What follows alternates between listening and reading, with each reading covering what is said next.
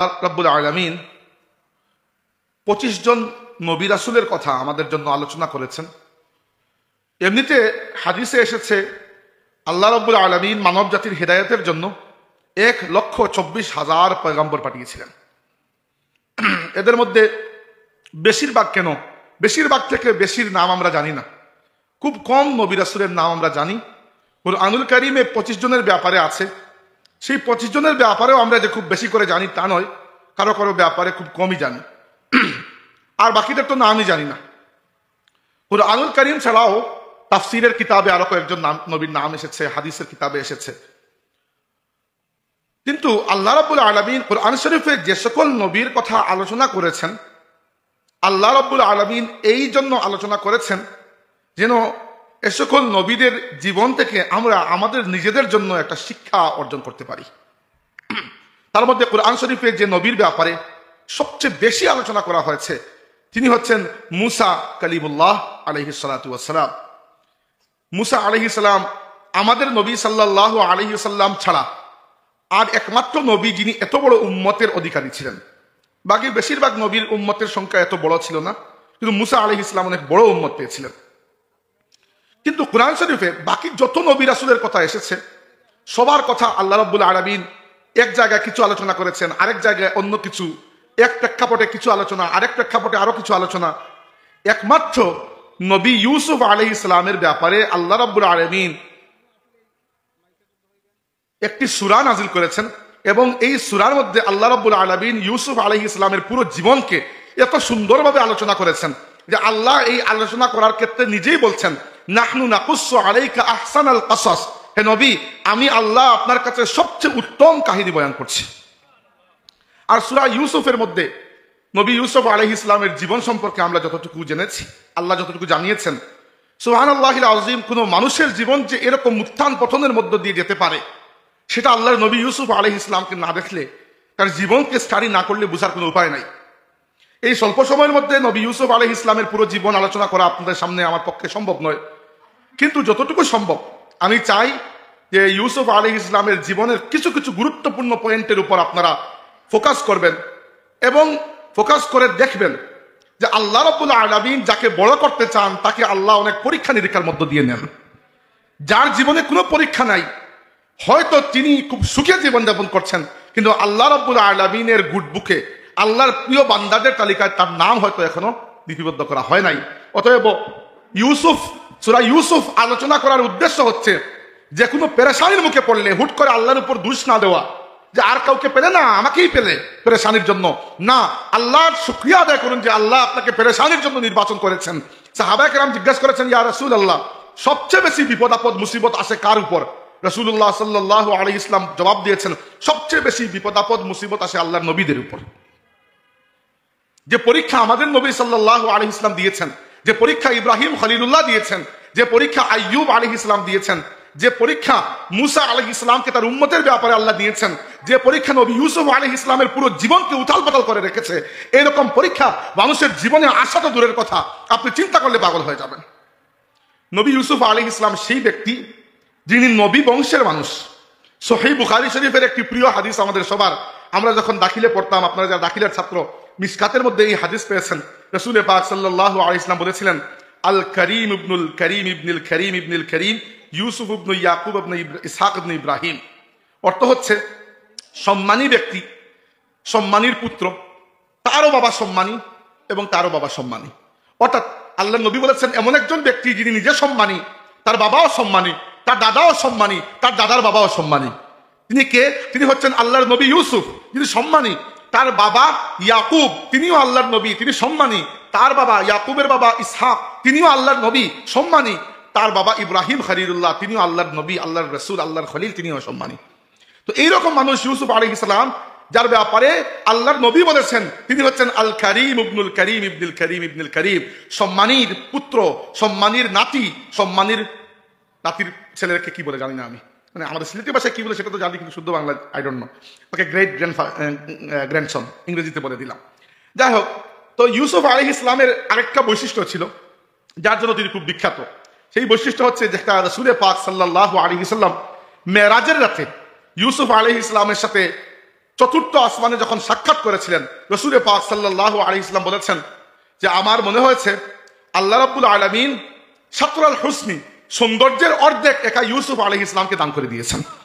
আল্লাহর পুরো সৃষ্টির মধ্যে যত মানুষ নিজেকে সুন্দর বলে অহংকারী হয়, তাদের জানা উচিত যে পুরো সৌন্দর্যকে যদি দুই ভাগ করা হয়, এক ভাগ একা নবী ইউসুফ আলাইহিস সালামকে দেওয়া হয়েছে, বাকি এক ভাগের মধ্যে তুমিও আছো, আমিও আছি। তুমি এমন আহামরি কিছু নয়। এই জন্য এগুলা নিয়ে গর্ব অহংকার করা একেবারে খামোখা একটা বিষয়। আমি পুরো কাহিনী যে কোরআন শরীফ পড়ে পড়ে আপনাদেরকে জানাবো।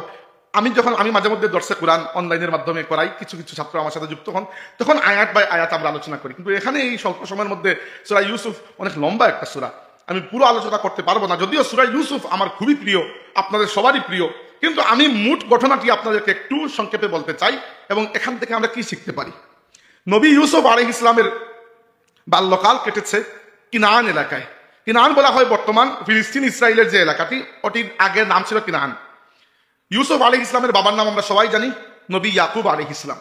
ইয়াকুব আলাইহিস সালাম হচ্ছেন ইব্রাহিম আলাইহিস সালামের আপন ছেলের ঘরের নাতি। বুঝতে পেরেছেন? ইব্রাহিম আলাইহিস সালামের দুই পুত্র, পুত্র আরো থাকতে পারেন আমি জানি না, কিন্তু দুই পুত্র নবী ছিলেন। বড় জনের নাম ইসমাইল, ছোট জনের নাম ইসহাক। ইসহাক আলাইহিস সালামের পুত্র হচ্ছেন ইয়াকুব। ইয়াকুব আলাইহিস সালামের আরেকটি নাম হচ্ছে ইসরাইল। ইসরাইল অর্থ হচ্ছে আল্লাহর বান্দা। আর ইয়াকুব আলাইহিস সালামের পুত্রের নাম হচ্ছে ইউসুফ। ইয়াকুব আলাইহিস সালাম দুটি বিবাহ করেছিলেন। তার দুই স্ত্রী ছিলেন, একজন নাম ছিল রাহিল, আরেকজন নাম ছিল লিহিয়া। এই দুই স্ত্রীর গর্ভে তার 12 জন সন্তান ছিলেন। এক স্ত্রীর ঘরে 10 পুত্র, আর এক স্ত্রীর ঘরে 2 পুত্র। কন্যা ছিলেন কিনা আমি এক্স্যাক্টলি জানি না, কিন্তু আমাদের মূল কাহিনীগুলো পুত্রদেরকে নিয়ে, কন্যাদেরকে নিয়ে এখানে এত ফোকাস নয়।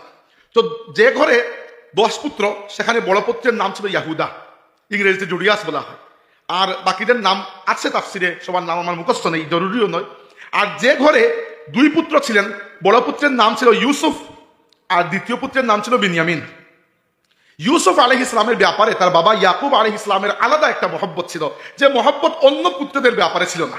তাই অন্য পুত্রদের মনের মধ্যে স্বাভাবিকভাবে একটু জেলেসি, একটু মনের মধ্যে একটু কষ্ট ছিল যে বাবা শুধু ইউসুফকে বেশি মহব্বত করেন, আমাদেরকে করলেও একটু কম। এটি স্বাভাবিক বিষয়। মা বাবা চেষ্টা করেন সন্তানদেরকে সমানভাবে মহব্বত করতে, কিন্তু কোনো কোনো সন্তান তার নিজের কৃতিত্ব, নিজের ভূমিকা, মা বাবার খেদমত হোক, তার আচার ব্যবহার হোক, লেখাপড়ায় ভালো হওয়া হোক, অথবা অন্য কোনো কারণে মা বাবার কাছে একটু অধিক পছন্দনীয় হয়ে যায়। মা বাবাও তো মানুষ, আল্লাহর ফেরেশতা নন, মনের উপর মানুষের কন্ট্রোল থাকে না, এটি কোনো অপরাধের বিষয় নয়। এটি বলছিলাম, ইউসুফ আলাইহিস সালাম একবার একটি স্বপ্ন দেখলেন যে তিনি সেজদা পাচ্ছেন। কার? তিনি বললেন তার বাবাকে, ইয়া আবাতি ইন্নী রাআইতু আহাদা আশারা কাওকাবান ওয়াশ শামসা ওয়াল কামারা রাআইতুহুম লি সাজিদিন। বাবা, আমি স্বপ্নে দেখলাম 11টা তারকা, একটি চাঁদ এবং একটি সূর্য এসে আমাকে সেজদা করছে। ইয়াকুব আলাইহিস সালাম আল্লাহর নবী ছিলেন, তিনি স্বপ্ন শুনে বললেন যে বাবা, এই স্বপ্নটি তোমার বড় আশ্চর্যজনক স্বপ্ন, কাউকে বলার দরকার নাই, বিশেষ করে তোমার ভাইদেরকে বলার দরকার নাই, কারণ শয়তান কার মনে কখন কি ওয়াসওয়াসা দেয়। এই স্বপ্নের দ্বারা ইয়াকুব আলাইহিস সালাম বুঝতে পারলেন তার বাল্যপুত্র ইউসুফকে আল্লাহ রাব্বুল আলামিন অনেক বড় একটি দায়িত্ব দিতে যাচ্ছেন, ইউসুফকে আল্লাহ কবুল করে দিয়েছেন। তো ইয়াকুব আলাইহিস সালামের মনের মধ্যে একটা শান্তি, কি শান্তি, যে ইব্রাহিমের যে বংশধারায় আমি আছি সেখানে আরেকজন আসতেছে আমার পরে, কিন্তু সেটাকে আগ থেকে সংরক্ষণ করা লাগবে। তাই তিনি চাচ্ছেন ইউসুফকে সব মানুষের হিংসা বদনজর থেকে বাঁচিয়ে রাখতে, বিশেষ করে ভাইদের এই হিংসা থেকে। তো ইউসুফ আলাইহিস সালাম তার বাবার কাছে থাকেন। একদিন তার ভাইদের মনের মধ্যে তার ব্যাপারে এমনিই একটু হিংসা। তো একদিন চিন্তা করলেন যে ইউসুফ আমাদের বাবার সব মহব্বতকে একা পেয়ে যাচ্ছেন, ইউসুফকে যদি কোনোভাবে সরিয়ে ফেলতে পারি তাহলে বাবার সমস্ত অ্যাটেনশন আমাদের দিকে চলে আসবে। তো তারা যেই চিন্তা সেই কাজ, তারা চিন্তা করলেন যে ইউসুফকে বাবার কাছ থেকে দূরে সরানো যায় কিভাবে। কয়েকজন গিয়ে বললেন যে বাবা, আমরা প্রত্যেক দিন মেষ ভেড়াল পাল নিয়ে মাঠে যাই, এগুলো চড়াই, আমরা দুনিয়া দেখি, অনেক কিছু শিখতে পারি, খেলাই, অনেক কিছু করি। আপনি ইউসুফকে আপনার নিজের কাছে রেখে দেন। ইউসুফ কি আমাদের ভাই নয়? আপনি কি ইউসুফের ব্যাপারে আমাদেরকে বিশ্বাস করতে পারেন না? কেন পারেন না? ইউসুফকে আজকে আমাদের সাথে যেতে দিন, আমরা মেষ চড়াবো, সেও খেলাধুলা করবে আমাদের সাথে, একসাথে খাবো, চলে আসবো। ইয়াকুব আলাইহিস সালাম আল্লাহর নবী, মনের মধ্যে তো একটু আশঙ্কা আসে স্বাভাবিক, কিন্তু তার আপন পুত্র ইউসুফ যেরকম তার পুত্র বাকিরাও পুত্র, কিভাবে এত মানা করবেন, তিনি সাথে দিয়ে দিলেন। তো সাথে দেওয়ার পরে তারা চিন্তা করলেন ইউসুফকে কিভাবে সরানো যায় আব্বার চোখ থেকে। তো কয়েকজন পরামর্শ দিলেন ইউসুফকে আমরা হত্যা করে ফেলবো।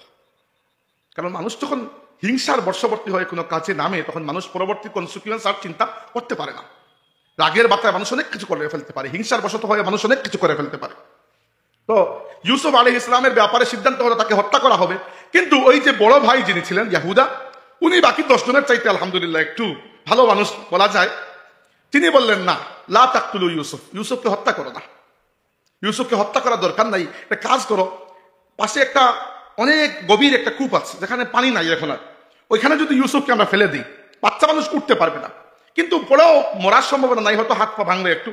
আর এখান দিয়ে অনেক ব্যবসায়ী কাফেলা যাওয়া আসা করে, কেউ যদি ইউসুফকে পায় সে নিয়ে যাবে অন্য কোনো দেশে, তার প্রাণও বেঁচে গেল আর আমাদের চোখের সামনে থেকে দূরে সরে গেল। তো এভাবে ফেলা হলো। ইউসুফ আলাইহিস ইসলামকে উপর থেকে যখন ফেলা হচ্ছে, নিচে পড়ে কিন্তু তিনি নিশ্চিত মাথা ফাটতো, হাত ভাঙতো, মারা যাওয়ার সম্ভাবনা ছিল। সাথে সাথে আল্লাহর ফেরেশতা জিবরাইল এসে নিজের ডানা নিচে দিয়ে দিলেন এবং ইউসুফ আলাইহিস ইসলাম তাকে বলা হয় সফট ল্যান্ডিং করলেন। জিবরাইল আলাইহিস ইসলাম তাকে বললেন যে ভয় পেও না, ধৈর্য ধরো, আল্লাহ তোমার ব্যবস্থা করবেন। যে কোনো মানুষ বিপদের মুখে যদি এটা চিন্তা করে যে আমি যে বিপদের মধ্যে আছি, এখানে এই বিপদের কথা অন্য কাউকে না বলতে পারলেও তো একজন তো আমার মনের কথাও বুঝতে পারছেন, আল্লাহ তো আমাকে দেখছেন।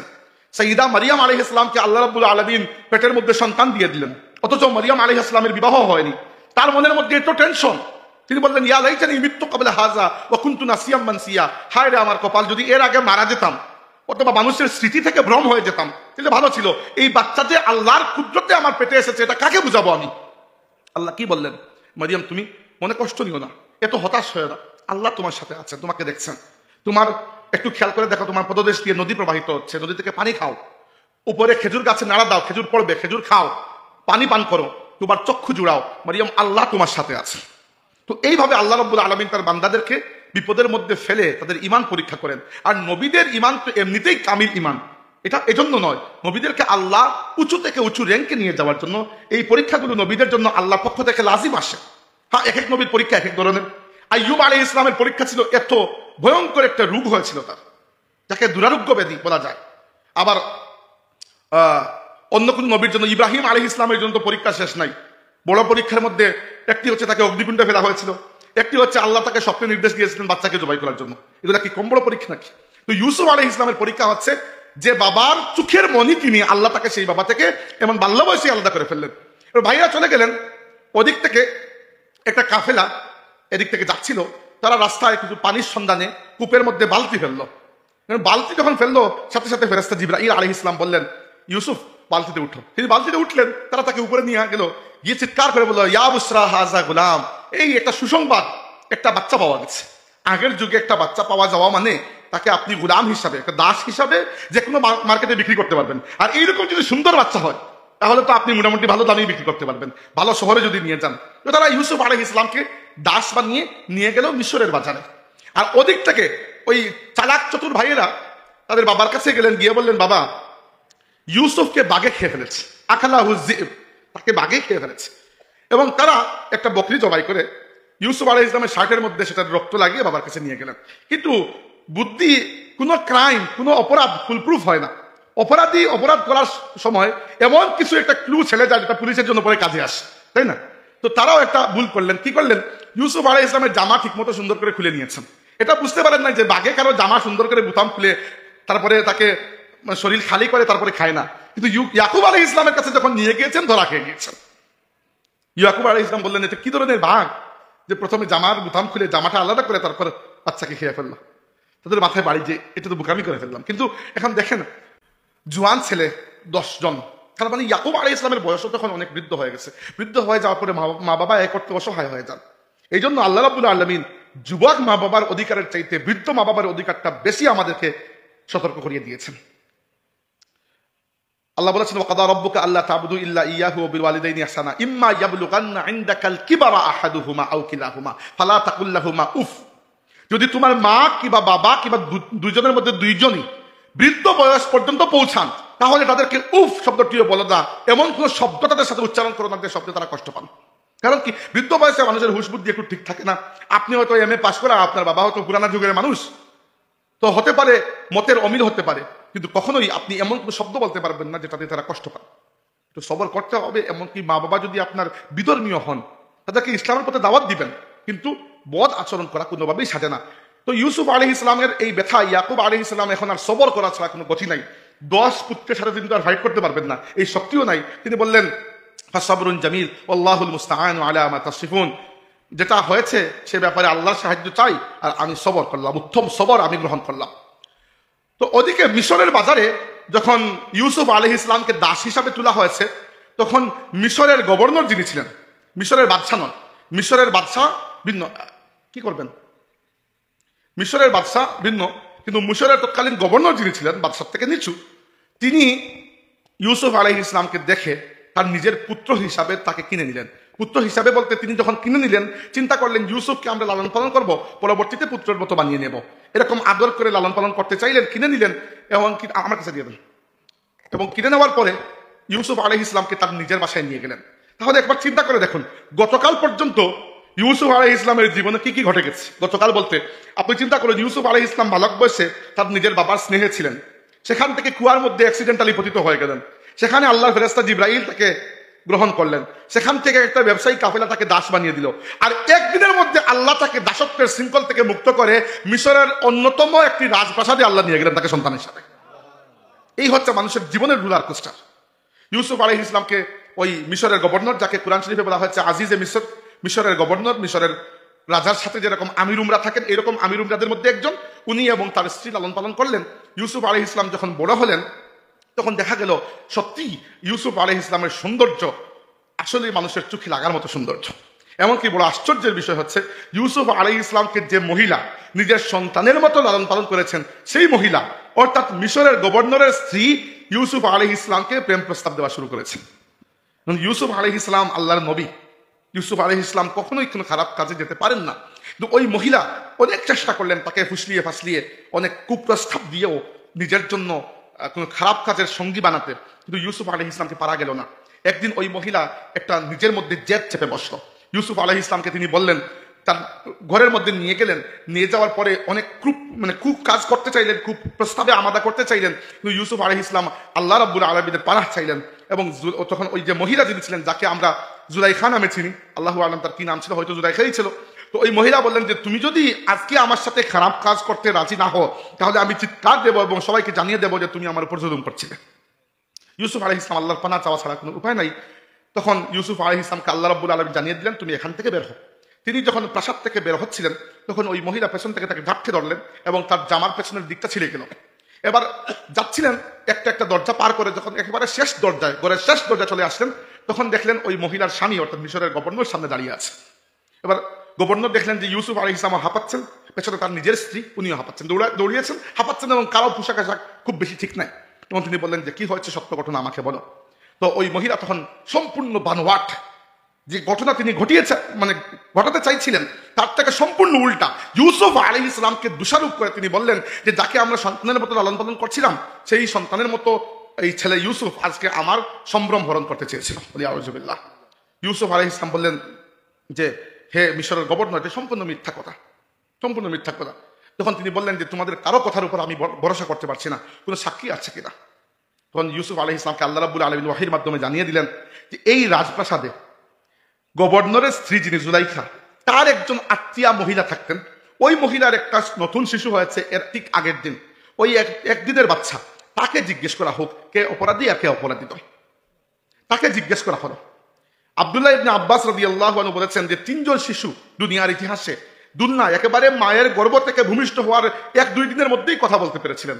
3 জন শিশু, একজন হচ্ছেন আল্লাহর নবী ঈসা আলাইহিস সালাম, তিনি তার মায়ের পবিত্রতা সাক্ষী দিয়েছিলেন, আরেকজন ইউসুফ আলাইহিস সালামের এই সাক্ষী, এই বাচ্চা, আর 3 নম্বর জন হচ্ছেন আল্লাহর এক ওলি, বনি ইসরাইলের এক ব্যক্তি ছিলেন জুরাইজ, আল্লাহর এক মহান ওলি ছিলেন, তার উপর একটা অপবাদ লেগেছিল, তো এরকম 1 দিনের 2 দিনের একটা বাচ্চা সে সাক্ষী দিয়েছিল। সেই ঘটনা একটু ইন্টারেস্টিং, কিন্তু আপাতত রাখছি, পরে এক সময় বলা যাবে।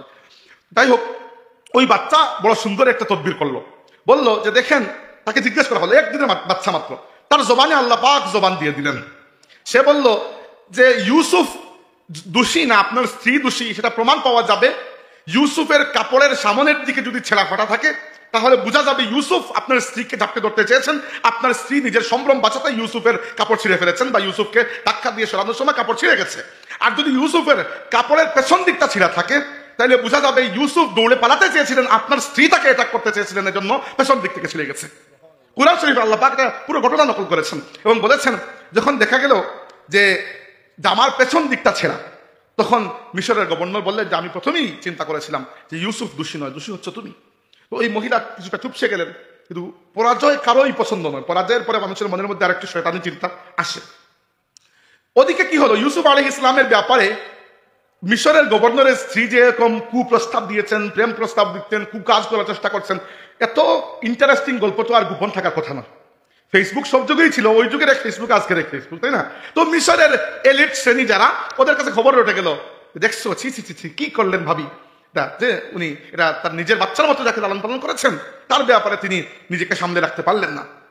তো জুলাইখা শুনলেন, শুনে তার মনে হলো, মহিলাদের বুদ্ধি শুনে তার মনে হলো যে একটা টেস্ট নেওয়া যাক মিশরের মহিলাদের, যারা এত বড় বকর বকর করছেন আমার ব্যাপারে যে আমি ইউসুফের ব্যাপারে নিজেকে সামলে রাখতে পারি নাই, ইউসুফকে তাদেরকে আমি একবার দেখিয়ে দেবো। কারণ ইউসুফ আলাইহিস সালাম তার এত পরিচিত কেউ নয়, বাইরেও যেতেন না, কেউ তাকে দেখতো না, তিনি প্রাসাদেই থাকতেন।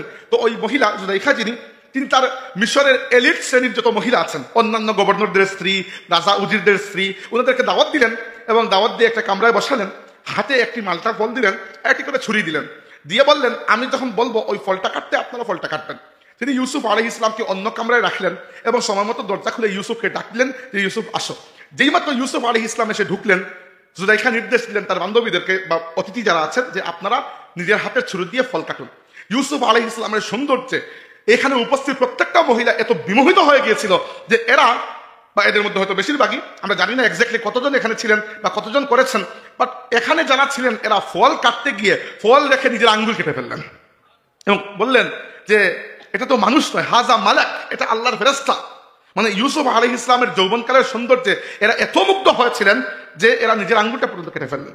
তখন জুলাইখা বললেন যে আমি কি জন্য ইউসুফের প্রেমে পাগল হয়েছি, এটা তো আপনারা বুঝতে পারছেন। যাই হোক, এই একটা মহা যন্ত্রণা ইউসুফ আলাইহিস সালামের পেছুই ছাড়ে না।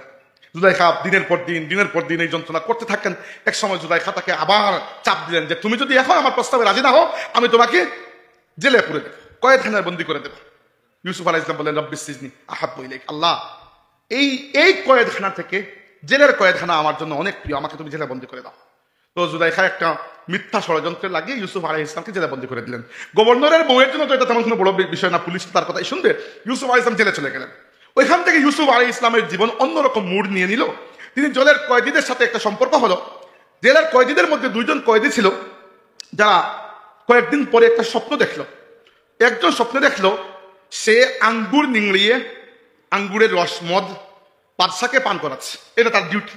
আর আরেকজন স্বপ্নে দেখলো সে একটা রুটির বস্তা নিয়ে যাচ্ছে আর পাখি উপর থেকে রুটিগুলো টুকরে টুকরে খাচ্ছে।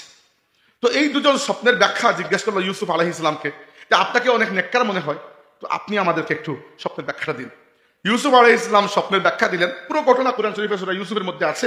স্বপ্নের ব্যাখ্যা দিলেন যে যিনি বাদশাকে মদ্যপান করানোর জন্য ব্যাপারে স্বপ্নে দেখেছো, তোমার বেকসুর খালাস হয়ে যাবে এবং তুমি বাদশাকে মদ্যপান করানোর দায়িত্বে নিয়োজিত হবে। আর যিনি দেখেছো তোমার মাথার উপর থেকে রুটির টুকরি থেকে কাক বা অন্যান্য পাখি টুকরে টুকরে রুটি খাচ্ছে, তোমার ফাঁসি হয়ে যাবে, তোমার লাশ ঝুলন্ত অবস্থায় তারা ঝুলিয়ে রাখবে এবং পাখি এসে তোমার মগজ এরকম টুকরো টুকরো খাবে। তো দেখা গেল কয়েকদিন পরে সত্যি এরকম ঘটনা হয়ে গেছে, একজনের ফাঁসি হয়ে গেছে। আর যিনি মদ্যপান করাচ্ছিলেন বাদশাকে স্বপ্নে দেখেছেন, তার আসলে জেল থেকে বেকসুর খালাস হয়ে গেছে এবং চাকরি হয়ে গেছে বাদশার রাজ বাবুর্চিখানায়।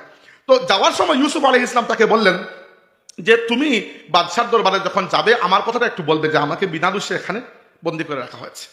এবার এখানে ছোট্ট একটা পয়েন্ট বলতে চাই, সেটা হচ্ছে ইউসুফ আলাইহিস সালাম তাকে যে বলেছেন যে বাদশার কাছে গিয়ে আমার কথা সুপারিশ করবে, এটা কোনো অপরাধ নয়, অবশ্যই সুপারিশ তো করানোই যায়। কিন্তু আল্লাহ রাব্বুল আলামিনের আমাদের ব্যাপারে যেরকম ফয়সালা বা আমাদের ব্যাপারে যেরকম মনোভাব, নবী রাসূলদের ব্যাপারে মনোভাব কিন্তু আরেকটু সংবেদনশীল, আরেকটু সেন্সিটিভ, আরেকটু ভিন্ন। আমরা অনেক বড় বড় কাজ করলেও আল্লাহ তাবারাকা ওয়া তাআলা এগুলো ধরে নি না। নবীরা ছোট থেকে ছোট কোনো মিস্টেক হয়ে গেলে, কারণ নবীরা তো আর গুনাহ করতে পারেন না, গুনাহ থেকে পাক, এই মানবিক যে মিস্টেকগুলো যেগুলো হয় আল্লাহ সেগুলোটাও ধরেন। কারণ আল্লাহ চান না একজন নবী আল্লাহ ব্যতীত অন্য কারো উপর বিন্দু মাত্র কোনো সুপারিশ বা ভরসা করবেন। তাই আল্লাহ রাব্বুল আলামিন এমন একটা ব্যবস্থা করলেন, যে ব্যক্তিকে বলেছিলেন ইউসুফ আলাইহিস সালাম তুমি বাদশার কাছে গিয়ে আমার কথা একটা সুপারিশ করো, শয়তান ওই ব্যক্তিকে ইউসুফ আলাইহিস সালামের কথা ভুলিয়ে দিল। আল্লাহ এই ব্যবস্থা করেছেন, তাফসীরে লেখা হয়েছে আল্লাহ এই ব্যবস্থা করেছেন। ওই ব্যক্তি 7 বছর পর্যন্ত বাদশার দরবারে চাকরি করলো, একটা দিনের জন্য ইউসুফ আলাইহিস সালামের কথা তার মনে হয় নাই। 7 বছর ইউসুফ আলাইহিস সালাম বিনা কারণে জেল খাটলেন। একদিন ওই দেশের বাচ্চা, তখনও মিশরের ফেরাউন বংশের শাসন আসে নাই, ফেরাউন বংশ এসেছে আরো পরে। ইউসুফ আলাইহিস ইসলাম ফেরাউন বংশের আগে যে রাজা ছিলেন সেই জামানার মানুষ। তো ইউসুফ আলাইহিস ইসলাম জেলের মধ্যে বন্দী। ওদিকে মিশরের রাজা তিনি স্বপ্নে দেখলেন, বড় অদ্ভুত এক স্বপ্ন দেখলেন, 7টা চিকন গরু আর 7টা মোটা তাজা গরু, 7টা চিকন গরু 7টা মোটা তাজা গরুকে ঘিরে ফেলছে।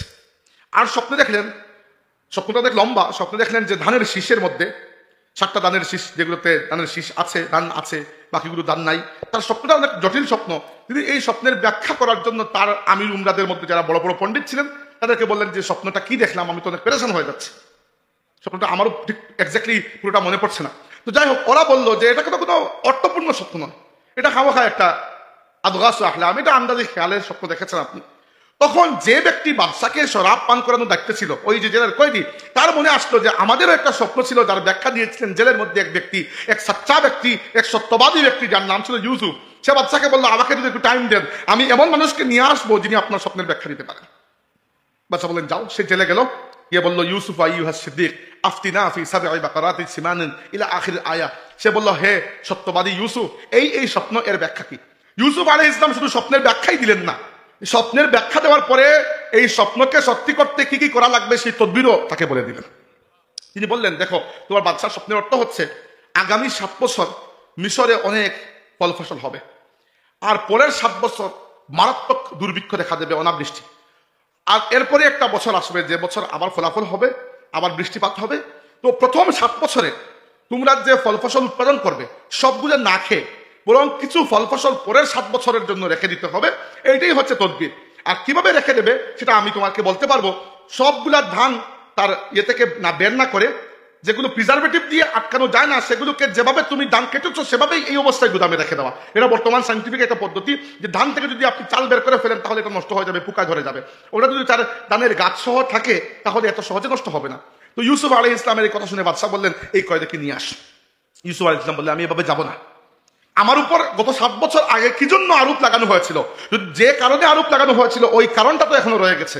ওইখান থেকে যদি আমাকে সম্মানসূচক, আমাকে বেকসুর খালাস না করা হয়, আমি এমনিতে জেল থেকে বের হবো না, কারণ একটা কলঙ্ক লেগে থাকবে।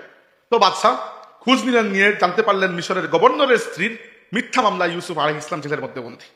তো গভর্নরের স্ত্রীকে আনা হলো জুলাইখা। তখন তিনি এই বয়সে অনেক বয়স হয়ে গেছে। তিনি বাদশাকে অকপটে স্বীকার করলেন যে আমার নিজের ভুলের কারণে, আমার জিদের কারণে ইউসুফ এই 7 বছর থেকে বিনা অপরাধে কারাদণ্ডে ভুগছেন, তার কোনো অপরাধ নাই। যখন ইউসুফ আলাইহিস ইসলামের উপর থেকে সেই অপবাদ উঠে গেল, তখন ইউসুফ আলাইহিস ইসলাম বের হলেন, বাদশা তাকে অর্থমন্ত্রী দায়িত্ব দিলেন। তিনি এভাবেই যেভাবে বলেছিলেন স্বপ্নের ব্যাখ্যা, সেভাবে তিনি মিশরে আগামী 7 বছর যে পরিমাণ উৎপাদন হলো তার একটা অংশ মানুষের কাছে বিতরণ করলেন, আরেকটা পুরো একটা অংশ রেখে দিলেন। পরের 7 বছরে শুধু মিশর নয়, মিশরের আশেপাশে বিশাল এলাকা জুড়ে একটা বিশাল বড় দুর্ভিক্ষ আসলো, পুরো ভয়ঙ্কর দুর্ভিক্ষ। তো ইউসুফ আলাইহিস ইসলাম এদিকে মানুষকে বন্টন করতে শুরু করেছেন। ওদিকে তার বাবা ইয়াকুব আলাইহিস ইসলাম তো পুত্র সুখে কাঁদতে কাঁদতে চোখের অবস্থা খারাপ হয়ে গেছে, বৃদ্ধ হয়ে গেছেন, এবং তারা যে এলাকায় থাকতেন ফিলিস্তিন, সেখানেও দুর্ভিক্ষ। তখন তার পুত্ররা বলল আমরা শুনতে পেরেছি মিশরের সরকার তারা কিছু ফল ফসল গত 7 বছরে প্রিজার্ভ করে রেখেছিল, এগুলো বন্টন করছে, তো আমরা যদি যাই এগুলো নিয়ে আসতে পারবো। ইয়াকুব আলাইহিস ইসলাম বললেন যাও। তারা 11 জন ভাই গেলেন, 10 জন ভাই গেলেন, এবং গিয়ে ইউসুফ আলাইহিস ইসলামের সামনে দাঁড়ানো মাত্র ইউসুফ আলাইহিস ইসলাম তাদেরকে চিনতে পারলেন। তারা ইউসুফকে চিনতে পারেন নাই। ইউসুফ আলাইহিস ইসলাম তাদেরকে অনেক ধন সম্পদ দিলেন। নিয়ম ছিল এক খানদানের জন্য ততটুকু দেওয়া হবে, ফল ফসল যতটুকু একটা উটের উপর বহন করা যায়। ইউসুফ আলাইহিস ইসলাম তাদেরকে দিলেন, এবং তারা বিনিময় স্বরূপ কিছু, তারা তো ভেড়া চড়াতেন, ভেড়ার কিছু উন নিয়ে এসেছিলেন। ইউসুফ আলাইহিস ইসলাম ওই মূল্যগুলো না রেখে ওগুলোও সাথে ফেরত দিয়ে দিলেন। তারা বললেন যে আমাদের আরেকজন ভাই আছেন বিনিয়ামিন, উনি আসেন নাই, উনার জন্য যদি দিয়ে দেন। ইউসুফ আলাইহিস ইসলাম দিয়ে দিলেন, বললেন পরের বার আর এরকম করা হবে না, যারা আসবে তাদেরকেই দেওয়া হবে, তোমরা পরের বার আসার সময় তোমাদের ওই ভাইকেও নিয়ে আসবে, বিনিয়ামিনকে। তারা বললো দেখি বাবা দেন কিনা, কিন্তু বাবা দেবেন বলে মনে হচ্ছে না। পরের বছর তারা চলে গেলেন, গিয়ে দেখেন ইউসুফ আলাইহিস সালাম, তাকে তো চিনতে পারেন নাই। তারা গিয়ে দেখলেন তাদেরকে মালসামান তো দেওয়া হয়েছে, তারা যে বিনিময় দিয়েছিলেন ইউসুফ ওই বিনিময় সহ তাদেরকে ফিরিয়ে দিয়েছে। তখন তারা বললেন তাদের বাবা ইয়াকুব আলাইহিস সালামকে, যে এত দয়ালু একজন অর্থমন্ত্রী এখানে, তিনি বলেছেন আগামী বছর আমরা যদি আবার যাই আবার আমাদেরকে দিবেন, পরিপূর্ণ করে দেবেন, কিন্তু শর্ত হচ্ছে আমাদের আরেকটা ভাইকেও নিয়ে যেতে হবে। তো আপনি আমাদের উপর একটু ভরসা করুন, বিনিয়ামিনকে আমাদের সাথে দিন, আমরা তাকে নিয়ে যাব এবং ফিরিয়ে নিয়ে আসবো। তিনি বললেন, বিনিয়ামিনকে কি তোমরা সেইভাবেই রক্ষা করবে যেভাবে ইউসুফকে রক্ষা করেছিলে? কারণ ইউসুফকেও তো রক্ষা করার ওয়াদা তোমরা করেছিলে।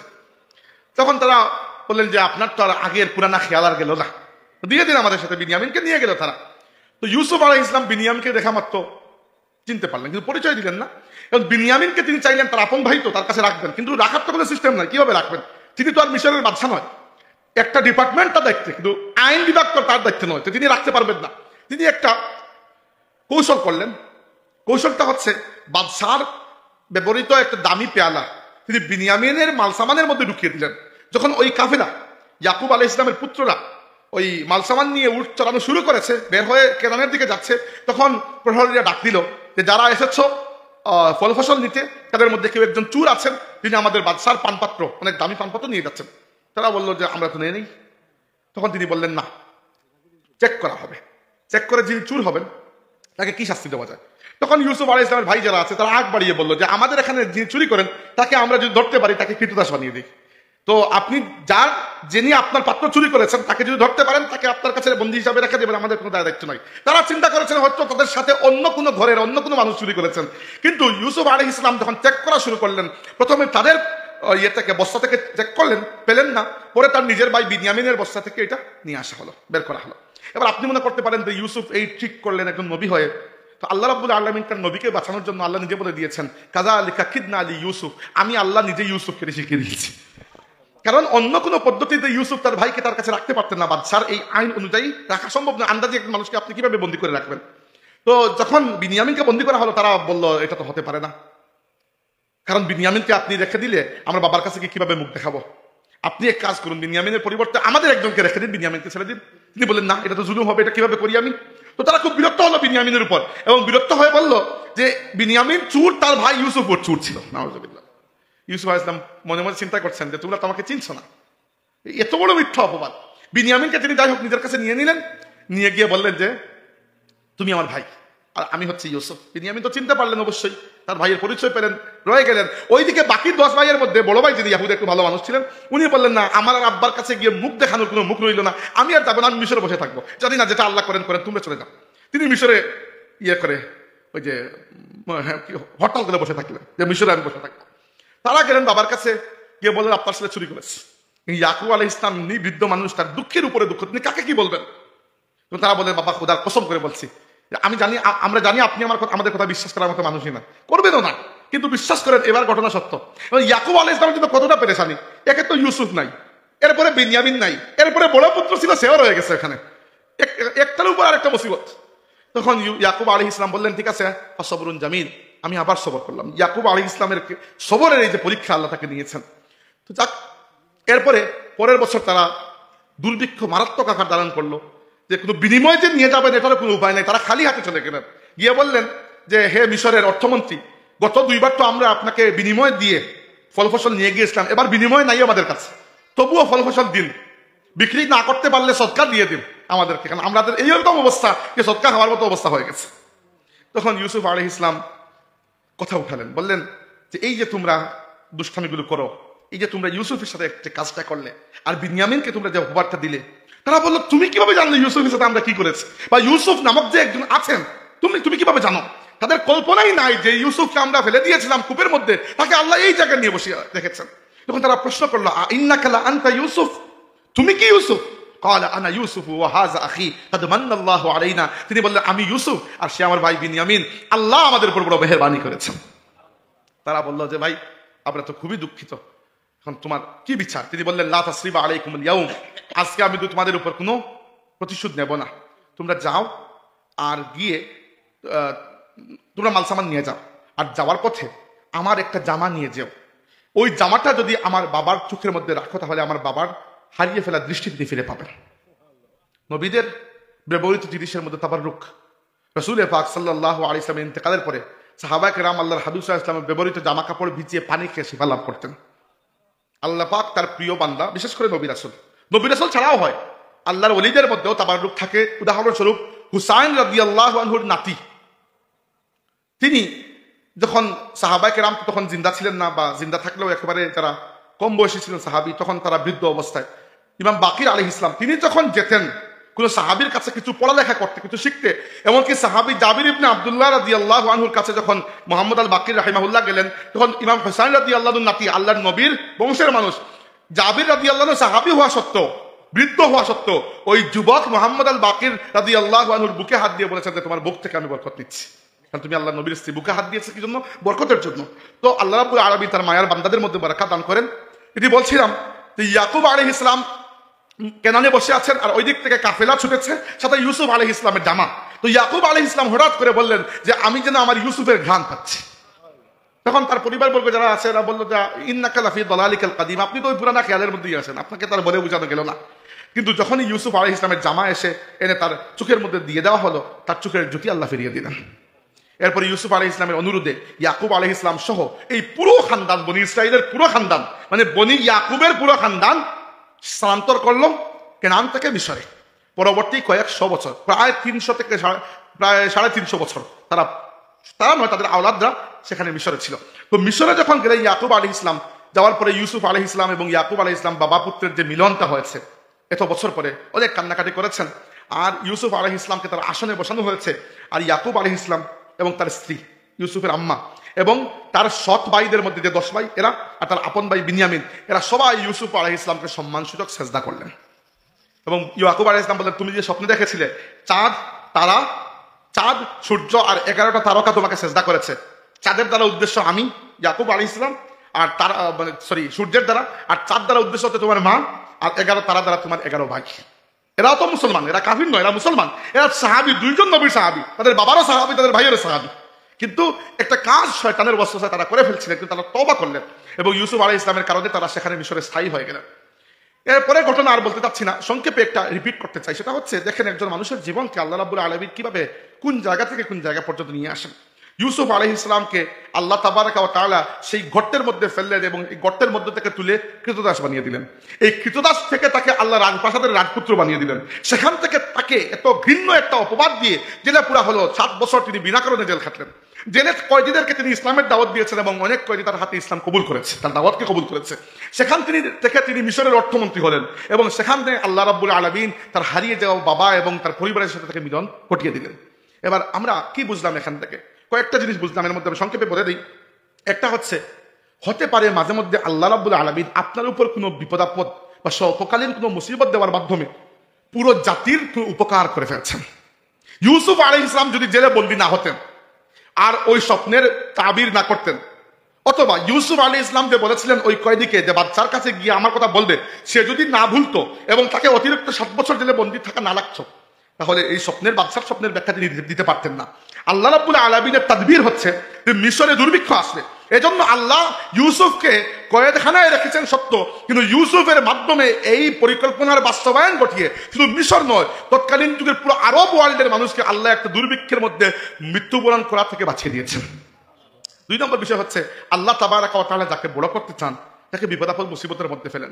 3 নম্বর বিষয় হচ্ছে, মানুষ যখন বড় হতে শুরু করে তখন মানুষ হিংসার শিকার হয়, আর মোস্টলি হিংসাগুলো আসে নিজের ঘর পরিবারের পক্ষ থেকে। খুব অপরিচিত দূরের মানুষ কিন্তু আপনাকে হিংসা করবে না, হিংসা বেশি করা হয় আপনার নিজের আশেপাশের মানুষ থেকে। তো যখনই আপনার জীবনে ব্যথা আসবে, দুঃখ আসবে, একটার পর একটা পরীক্ষা আসবে, একবার চিন্তা করে দেখবেন। সাবতুল্লাহ রহমতুল্লাহি আলাইহি বা বড় সাহেব আমাদেরকে বলেন যে এরকম মুহূর্তে সূরা ইউসুফ তিলাওয়াত করতে অধিক হারে। সূরা ইউসুফের মধ্যে আমাদের জন্য শান্তি রয়েছে।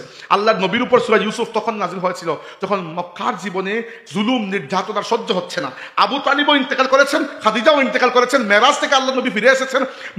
মক্কায় অবতীর্ণ হওয়া সর্বশেষ পরিপূর্ণ সূরা হচ্ছে সূরা ইউসুফ। ওই সময় আল্লাহর নবীর উপর সবচেয়ে বেশি জুলুম চলছিল। সেজদায় যাওয়ার পরে হত্যার চেষ্টা করা, কিয়ামে দাঁড়ানোর সময়